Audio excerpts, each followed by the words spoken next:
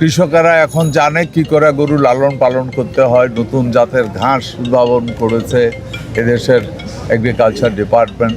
যে চোরাই পথে যেটা বললেন গরু আসতেছে, এই ব্যাপারে আমরা প্রচণ্ডভাবে সচেতন আছি।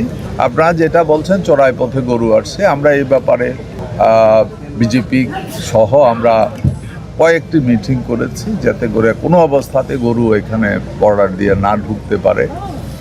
কারণ আমরা কোরবানির গরু নয়, আমরা এই মুহূর্তে মাংস স্বয়ংসম্পূর্ণ। আমাদের কৃষকেরা এখন জানে কি করে গরু লালন পালন করতে হয়। নতুন জাতের ঘাস উদ্ভাবন করেছে এদেশের এগ্রিকালচার ডিপার্টমেন্ট। সো আমাদের বাইরে থেকে গরু আনার কোনো প্রয়োজন নাই। যে চোরাই পথে যেটা বললেন গরু আসতেছে, এই ব্যাপারে আমরা প্রচণ্ডভাবে সচেতন আছি। যদি কোথাও দিয়ে ঢুকে থাকে আমি জানি না, বাট সরকার বা বর্ডার গার্ড, পুলিশ সবাই সচেতন। শুধু তাই নয়, বাংলাদেশের কৃষকরাও এখন সচেতন। এরা গরু দেখলে চিনে এটা ইন্ডিয়ান গরু। এটা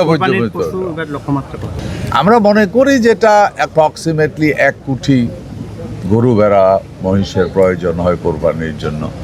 ওইটা আমাদের কাছে অ্যাভেলেবেল আছে, লিটল বিট প্লাসও আছে, অসুবিধা নাই। ওই প্লাস যেটা সেটা হলো এই যে 2 বছরের গরু যেটা, ওইটা কৃষক ইচ্ছা করলে বিক্রি করতেও পারে, নাও করতে পারে।